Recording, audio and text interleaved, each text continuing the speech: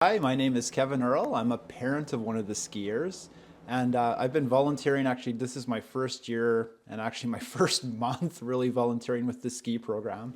I've been involved with kids coaching for a number of years, first in hockey, and then I've gotten to know a couple of the kids through the cycling program that I help with. And skiing is a relatively, or competitive skiing is a relatively new sport for our family. And I got involved because my son's involved and I want to help out. You coach, you just help be a support. Yeah, so our two main coaches for the Manitoba Games, they were actually coaching our older athletes at the national championships. So for the Manitoba Games, some of our younger athletes didn't have coaches, so they asked if I would be willing to volunteer to go up with the kids for the Manitoba Games. I've been coming to their practices this winter and trying to learn a little bit more about skiing and what they do, and jumped at the opportunity to go to the Manitoba Games. Do you have a favorite memory so far in your role as a volunteer? Like the Manitoba Games it was an incredible experience. It was really fun. Everything from the bus ride up to being able to stay in the school with the kids, celebrating with the kids. They all raced just really their best, and it was really fun to see. The ski community is such a supportive community, so no matter how the kids did, all the volunteers at the events, parents, spectators were just really cheering for the kids to do their personal best. And just seeing some of those kids have their fastest races of the season, do their best, high five each other, celebrate together. That was, I think, the best memory for me. Just the ski community in Manitoba and certainly here at Boundary Trails, it's amazing. It's a really great environment. How many people in the Pembina Valley come to take advantage of Burwaldy Woods here?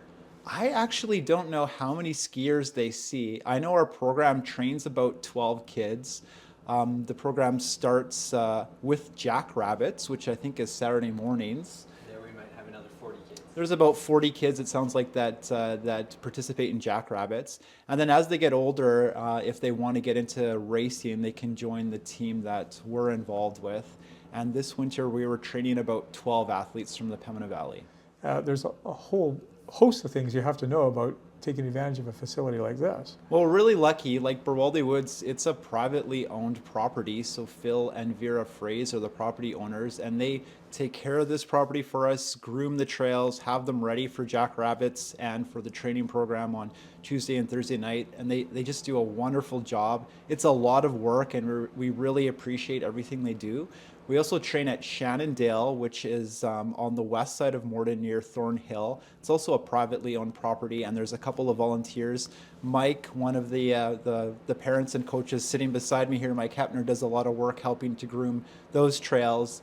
And Gord Ham is also a volunteer that does a lot of work at those trails as well, grooming and getting them ready. And without those people offering up their land and putting all that work in, our kids and our community wouldn't have the facilities that we do to ski at.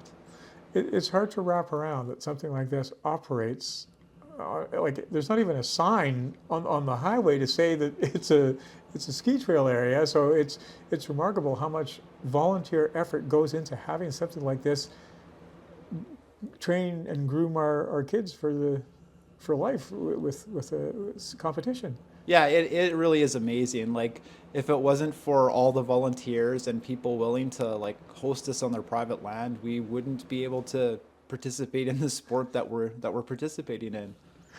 Uh, are you always looking for volunteers, or is it mostly people with kids that find that they're interested in cross-country skiing that sort of form your base of volunteers? I would say any community youth program would say the same thing. Like they can't exist without volunteers. They just can't. And so we're always looking for volunteers. We're looking for kids and families that want to get involved. We want to grow our sport. And we are just really thankful for everyone that is volunteering and has in the past.